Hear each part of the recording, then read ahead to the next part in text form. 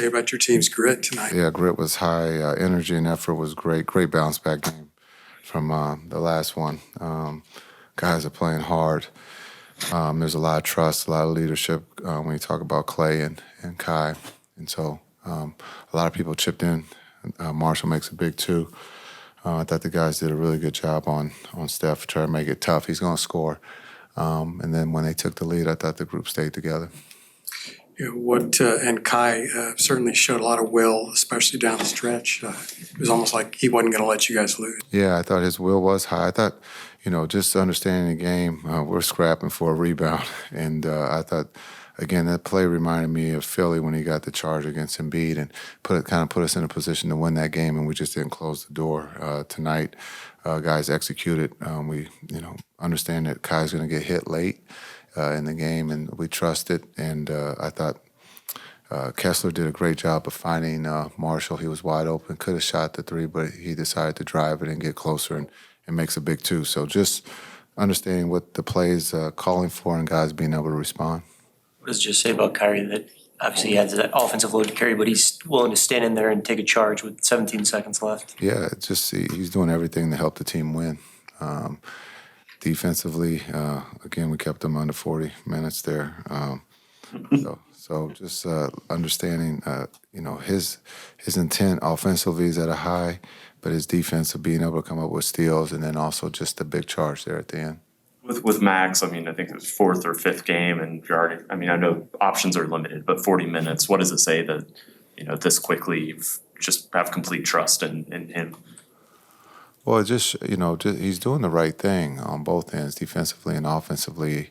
I thought he had a great look at the three that it went in and out. And, you thought, and then I thought Marshall gets the offensive rebound. But, again, what Christie's doing on the defensive side, the challenge, and then making the right plays offensively, it's easy to trust. And I think for his teammates, they trust him. I guess Edwards was your center. He had 3 blocks. Yeah, he was our center. What can you say about his, playing out of position like that and hanging in there? Yeah, I thought maybe he's not playing out of position. Okay, maybe. For right now, because it's what the team needs, and he's doing what the team has asked him, and that's to play the center position and understand setting screens and rolling, and then the physicality of this game can be taxing. And I thought him and Omax did a really good job there at the center position. Okay. All right, see. Kyrie to play tomorrow? Oh, I don't know. I don't have the answer to that question, but that's a great question. We'll see you tomorrow. Thank you. Thank you. Max, what would you say the biggest thing you've learned about this team in your time here? With a game like tonight where we have a lot of guys down, we're very small, the fact that we were able to come out and play with the intensity that we did says a lot about our character as a team, our resiliency as a team. We said it pregame, it doesn't matter who's playing for us as long as everybody does their job and everybody plays as hard as they can, we're going to win this game. And I think that's exactly what we did. So Golden State's a really, really good team. They got really good players, Jimmy Butler, Draymond, Buddy, Steph. Everybody can really play on their team, and they play with a lot of energy and effort, and I think we matched that and even exceeded that. So that helped us get the win. And in your short time playing with Kyrie Irving, what does tonight tell you about him? Yeah, it reaffirms what I've known since I've grown up watching him and since I've been in the league of how phenomenal a player he is. Offensively, he absolutely put us on his back, 42 7 threes. And then defensively, he makes the biggest play of the game with that charge on Jimmy at the end. So just speaks to him as a player, his character as an individual, and his leadership for us as a team. He's obviously a phenomenal player, but the things that don't show up on the stat sheet with his hustle and his leadership for us as a team is super important, and I've noticed it from day one. There's obviously been a lot of stuff going on, a lot of stuff outside of basketball here. What has Kyrie been like kind of inside the locker room as you guys are going through all this? Yeah, he's our team leader. He's been a big anchor for us. His vocalism to us during games obviously is very high, and kind of just the spirit of us as a team and as a group even in the locker room before games, after games, at, meetings and whatnot, is very high. A lot of laughs, a lot of high morale for us. And we need that in a time like this, obviously, when, everybody's going through a big transition. So I think it's really helping us. Tonight was a big win for us. That's, great for our confidence as a team. We got to win one more tomorrow against Miami going into the break. But, tonight is a good start. Well, why do you think this has been such a seamless transition for you personally? For me, I'm just being present where I am and kind of embracing the situation that I'm in. Obviously, being traded at any point in the season, let alone mid-season, is tough for anybody. And so for me, I either have the choice to accept it or fight it, and I think I've accepted it, with open arms, and I've just been present where my feet are, trying to pour into this team as much as possible because that's my job as a professional. So I don't have time to kind of pout and I wish this would have happened. I wish that would have happened. I just got to be where my feet are and give all the effort that I can on this team to help us win games. So that's really my only focus for now.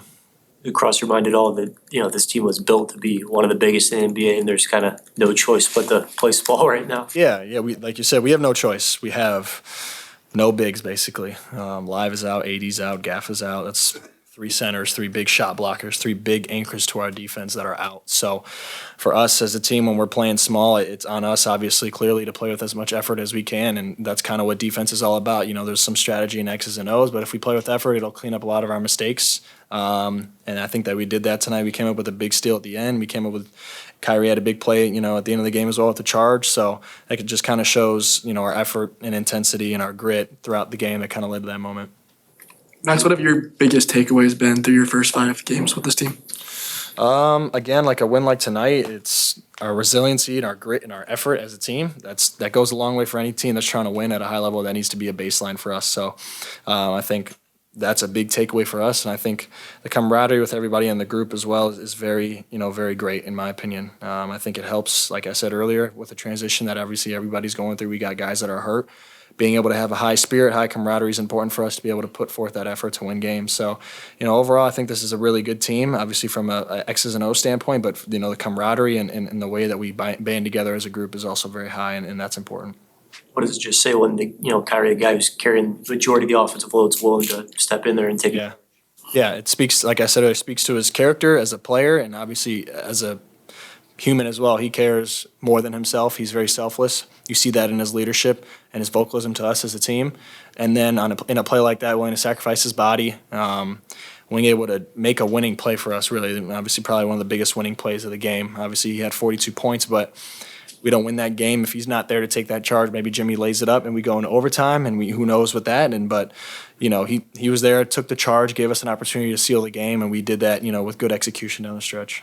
Max, earlier this week we were talking with Coach Kidd, and he was kind of just praising how seamlessly you fit in. And he just complimented your ability to catch and shoot and just staying in your box early on. He mentioned catching and shooting and creating for others and yourself at some times as well. And tonight we see you get into the rack more and even bringing the ball up some.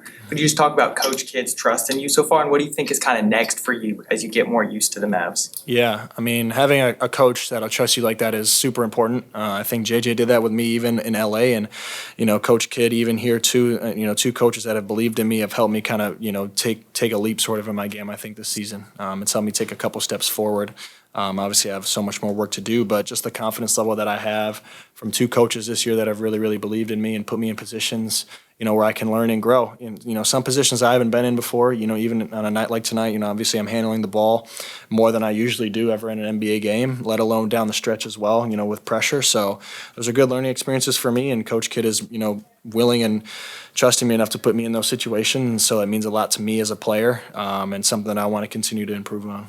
Max, off the court question. I know the last game was a tough one, but it was also your birthday. New city, a new chapter of life for you. So can you walk us through, kind of that day for you and maybe what your thoughts are in this next year of life?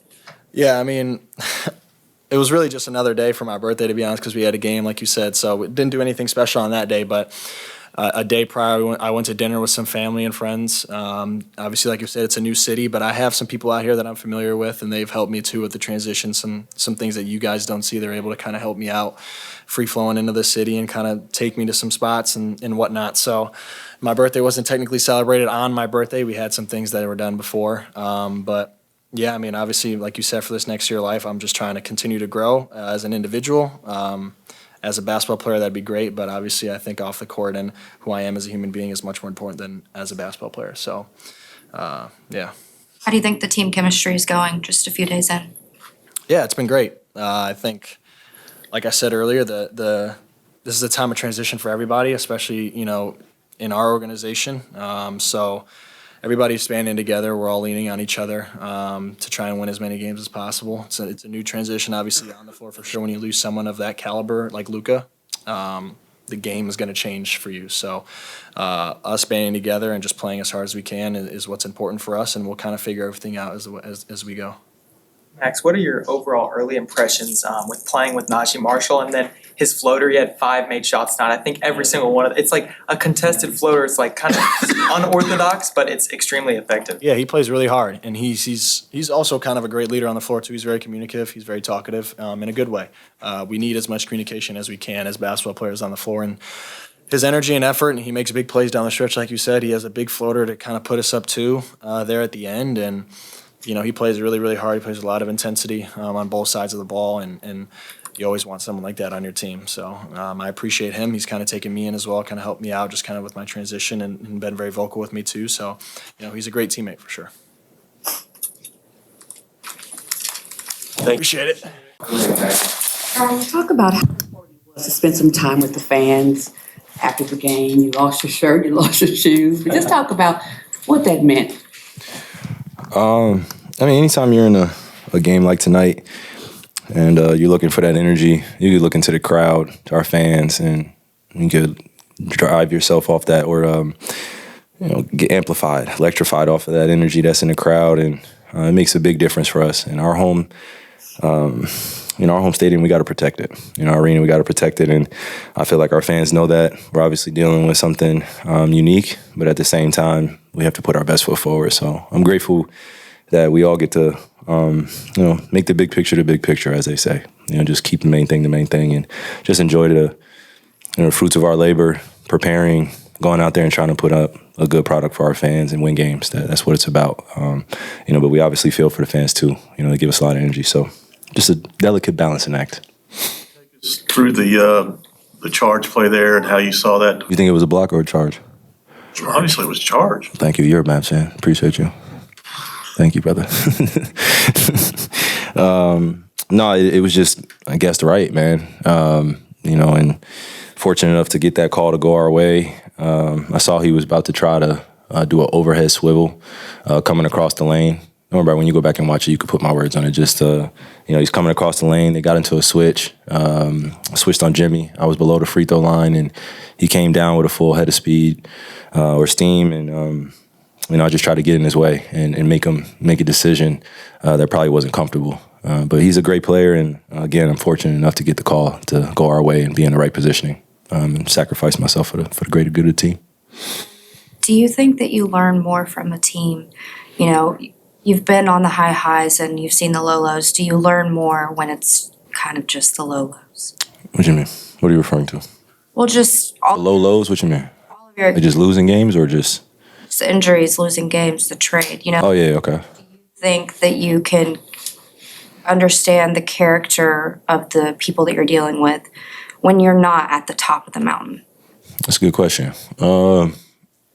You get tested and challenged as a person, especially when you're called upon by your peers or your teammates to be one of the leaders of the team. They expect you to come in and work extremely hard and be a voice of reason, lead by example. And sometimes, lay out the steps that's necessary for them to be successful, because some guys just don't know, in terms of what it takes to win at a high level consistently, not just one game on a random week in the NBA. To be respected by your peers, by other coaches, you got to put your body on the line, prepare, like it is a playoff series, sort of say, but just get your mind right and lock in. And I feel like we've been doing that. Obviously, our record doesn't reflect some of that consistency, but when we have a great group in the lineup and we're able to play hard and play at our best offensively and take care of the ball and limit other teams from getting in our paint and getting offensive rebounds, we put ourselves in a great position to win the game at the end. So that's really what my focus is. It's just allowing guys to work on their crafts and, give them confidence out there and just, read the game the right way. Some games I'll come out very aggressive. Some games I'll just wait and see, kind of what my teammates are doing, what the opponent is doing defensively. And that's just part of my role. So, when I start off the game very aggressive, I know that energy carries on to my team. They see that there's no fear in me at all, then, it's up to them to meet me at the party, as we say. You got subbed out in the third quarter. I noticed you stayed at the scorer's table next to Jason. Were you just kind of waiting to go back in? Oh, no, we were just discussing something that was going on out there. Yeah. Just looking at the time and clock, or, the time and situation and what we're going into, and just telling me to stay patient. One bigger question. So in the last 6 months, you've been back to the NBA Finals. Now you're going back to the All-Star game after 2-year absence. Is it accurate to call this a career rejuvenation for you, or are you just playing the same basketball you were before? Rejuvenation, maybe last year I would use that word, be rejuvenated and coming into the season not sure, how we were going to be successful, and, you literally are just being led by faith and the guys around you, and, the females that we have too in our coaching staff or in our back office. It's a total team effort. And, I just think the way I look at our opportunity here, moving forward where we are in the season, it's unique, man. I gotta be honest with you. It's unique because me personally, I've just been trying to be at my best every night and be ready to play however many minutes and, lead us to victories and ultimately just be ready to play. So there's trust out there that we have somebody that's a veteran alongside me and Clay, PJ adding on to the mix when he's healthy. But, I could go down the list, but when guys are in and out of the lineup, it is difficult to find that consistency. But I would say the best word is just resilient, man. That's probably just a resilient year. Being rewarded like that to, be a replacement or, be an all-star, being named by Adam Silver. I don't take that lightly.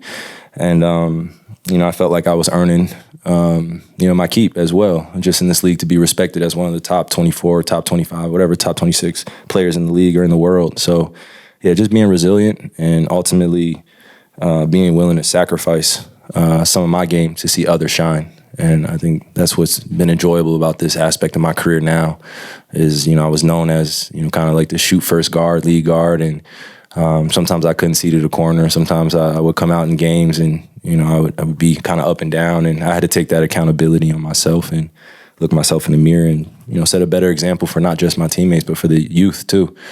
I dealt with a lot off the court, of course, that's well documented, but at the same time, I had to figure out who I was as a person and how I was going to lead this spiritual game of basketball when I'm done playing too, man. So the finals was great. Love that. Rejuvenation year last year, but this is just about being resilient, putting your hard hat on. On the All-Star, Kyrie, I know it's a tough schedule right now in the NBA, and you still... Yeah, tell me about it, man. Have you had time to think about what's going to happen in the weekend, or are you just going to take it as it comes? I'm definitely going to take it as it comes, but I have, daddy-daughter dates plans on Friday and Saturday and Sunday. Zori is, my daughter is really hyped. She's 9 years old. I'm a 9-time All-Star.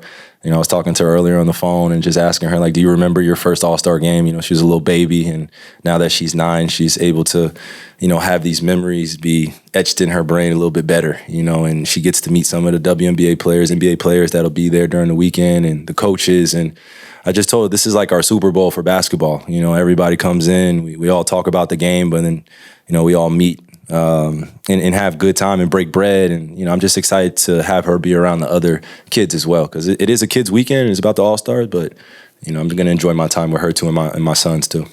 Does that make it even more special to you? Yes. He realizes how big a star you are. Yes. Yes, that feels good, man, as a father. Just sacrificing my time, and I always want to be there for her, but she's had to understand at a young age that daddy's working hard and, trying to provide for her a better future. So it's good that we could talk about that.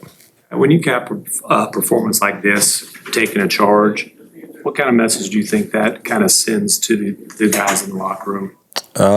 Plain and simple, if I'm putting my body on the line, we all have to, and same vice versa for me, that same sentiment, feeling, whatever it takes to win.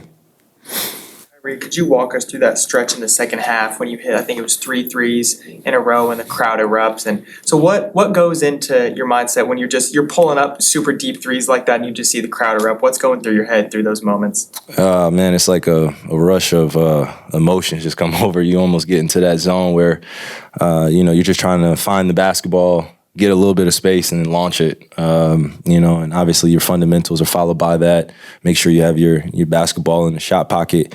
And if it's going to be a tough shot, then you know that it's in the flow of the offense. And, a lot of people weren't beating me down the court when I was shooting those threes, or they were flattening the defense for me. So it felt good, man. I was tired as heck. I don't know if you saw me call for a sub after I shot that fourth one or that fifth one. I tried to get Najee open three. But yeah, it just trying to exhaust as much energy to put us up ahead and give us some breathing room against this good team.